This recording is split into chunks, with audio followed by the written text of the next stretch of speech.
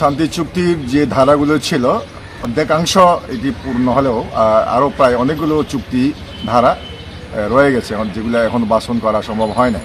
শান্তি চুক্তির পূর্ণাঙ্গ বাস্তবায়ন হতো তাহলে আমরা মনে করছি বা আমাদের পাহাড়ি জনগণ মনে করছে যে পাহাড়ে যে এই মুহূর্তে যে সংঘাতগুলো চলছে, যে গণ্ডগোলগুলো রয়েছে, যে সন্ত্রাসীর কর্মকাণ্ডগুলো চলছে, এগুলো হয়তো অনেকাংশে বন্ধ হয়ে যেত। পার্বত্য চট্টগ্রামের চুক্তি বিরোধী পক্ষ বিপক্ষের মধ্যে সংঘাত, রক্তপাত, হানাহানি, অশান্তি বিরাজ করছে।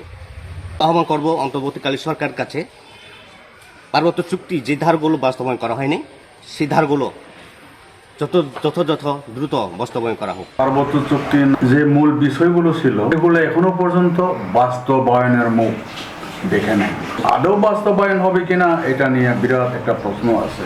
পাহাড়ে যে অস্থিতিশীলতা, রাজনীতি, অপরাজনীতি বিরাজমান, এগুলো নিয়ে আমরা শঙ্কিত।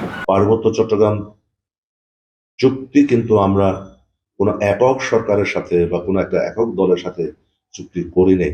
50 বছরের ওয়ারেন্টি আর বাহারি ডিজাইনের মুস্তফা ইউপিভিসি ডোর কাটিয়ে দিন নিশ্চিন্তে 50 বছর। Mustafa uPVC door, excellence with durability. Sheikh Mujibur Rahman আমল থেকে একেবারে এই যে আপনার পতিত যে আওয়ামী লীগ সরকার, শেখ হাসিনার সরকার, তার আমল পর্যন্ত আমরা 26 বার বৈঠক করেছি। এটা একটা জাতীয় চুক্তি, এটা আঞ্চলিক চুক্তি নয়।